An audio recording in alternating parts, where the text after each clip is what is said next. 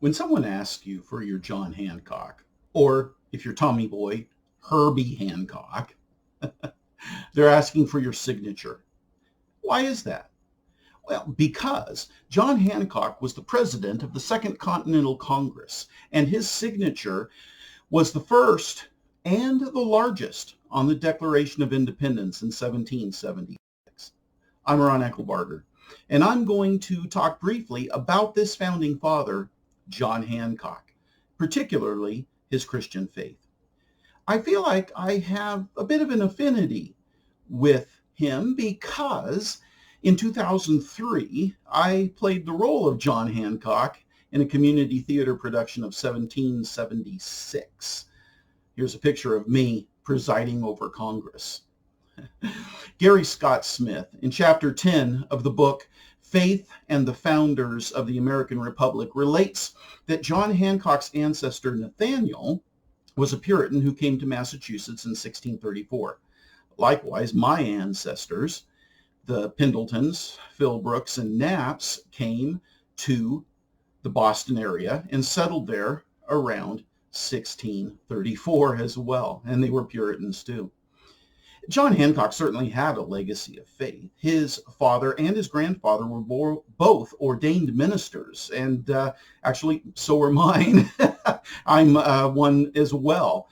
But that's pretty much where the similarities between John Hancock and myself end.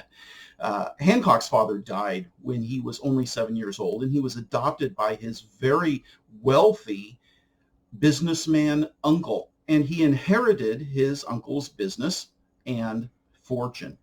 John Hancock still grew up going to church, though, and as an adult, faithfully attended the Brattle Street Church where Samuel Cooper was the pastor. Hancock went to church with other of our country's founders, like Samuel Adams, John and Abigail Adams, and Joseph Warren. But as the old saying goes, going to church doesn't make you a Christian any more than going to McDonald's makes you a Big Mac. We know that John Hancock acknowledged the lordship of Jesus Christ and the gospel of Jesus Christ. If he indeed placed his faith in the death of Jesus Christ to forgive his sins, then he was a Christian. But let's take it one step further, and let's ask, what did Hancock do that showed he was a Christian? Given the small space of time that we have here, I want to focus on just two little areas that will help us demonstrate John Hancock's Christian commitment, what he did with his money, and how he forgave people. James 1:27 says, "Pure religion and undefiled before God and the Father is this, to take care of widows and orphans in their affliction and to keep oneself unspotted from the world." Well, more than any other Boston resident, according to Smith, Hancock modeled Reverend Cooper's ideal Christian benefactor. John Adams testified that before the Revolution, 1,000 families depended on Hancock for their daily bread every day of the year. He also assisted hundreds of Bostonians who suffered from fire, unemployment, or financial problems caused by the Revolution. Even at his own expense, he maintained Boston Common. William Fowler in John Hancock, Merchant and Politician says pretty much the same thing. He was a generous man. He was always among the first to support widows, orphans, and those in need in Boston. This helped account for his immense popularity among the citizens of Massachusetts. Now, the Bible also tells us something else about Christians, not only that they're generous, but that they forgive.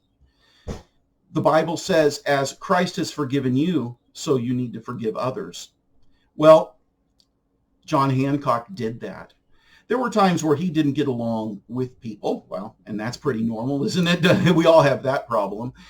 Samuel Adams and even John Adams ran into times where they were not getting along at all with John Hancock and were at odds with him.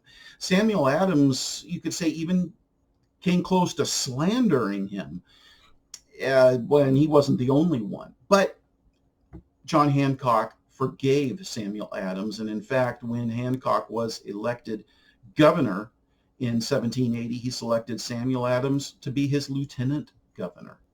Not only did he forgive people for things that they said against him, but he forgave people their business debts as well. There were lots of other people. William Bowes was one of them, who owed John Hancock a lot of money. They never paid. He forgave the debt. There's no question that John Hancock enjoyed the fruits of his wealth and lived in what we would call an opulent manner. And he could also fall victim to his own self-importance and vanity. He was, after all, a human being. Donald J. Proctor, in his article, John Hancock, New Soundings on an Old Barrel, lists what he feels modern-day scholars need to come to grips with concerning this man. He says that we need to evaluate Hancock's adroitness as a politician, examine the reasons for his rapport with the masses, and plumb the depth of his conviction that government rested upon the consent of the governed. I think his rapport with the masses is easily explained because John Hancock was generous and forgiving, which, in spite of his faults, which we all have, really caused his popularity among the people. And as a Christian, we are all called to be generous and forgiving. And I think that's a proof that testifies as to what kind of Christian John Hancock really was.